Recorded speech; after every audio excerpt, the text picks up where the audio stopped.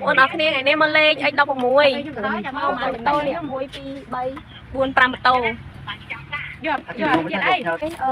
mà lên được anh đọc một mùi không ôn việc sao nó bọc ôn ơi mình kêu sừng ngắt ngon chà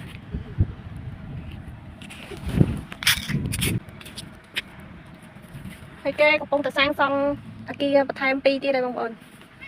nơi nhỉ ai để sao tất kia mà lên quay video sai cái việc sao vô tắc như này ให้ពួកខ្ញុំទៅនេះខ្ទង់លបាក់មក1ម៉ោង2បងប្អូនអរគ្នាថ្ងៃនោះបើកចែងឡើយទេនិយាយថាក្តៅអើយក្តៅតស៊ូទៅណាបងប្អូនហើយតែដោយសារតែចង់ទៅដើរលេងទឹកអីចឹងណាលំហែគូក្បាលខ្លះទៅបងប្អូនអញ្ចឹងក៏នាំគ្នាណាត់គ្នាទៅហើយទៅដើរលេងហ្នឹងអត់មានកម្រងទេគ្រាន់តែបបួលទៅបណ្ដោយចាហើយនេះខ្ញុំដើរនៅវាលស្មៅបងប្អូនហើយវាលស្មៅហ្នឹងមួយខែប្រាំងគេស្រោចទឹកចាហើយមួយខែភាសាបើចាំស្រោចទឹកទេគឺវាខៀវស្ងាត់ស្រស់បំប្រងហ្មងបងប្អូនអរគ្នាចាដីធំល្វឹងល្វើយហើយនៅ 16 ហ្នឹងគឺនៅជាប់ព្រំដែនវៀតណាមបងប្អូនចាហើយក៏វាមិនឆ្ងាយពីផ្ទះខ្ញុំមិនដែរបងប្អូនចាជិះប្រហែលជា20 គីឡូដីអីទេពីផ្ទះខ្ញុំទៅកន្លែង 16 ហ្នឹងនោះហើយកន្លែងនេះបងប្អូនជាកន្លែងដាក់ធាតុរបស់បុព្វបុរសខ្មែរយើងដែរ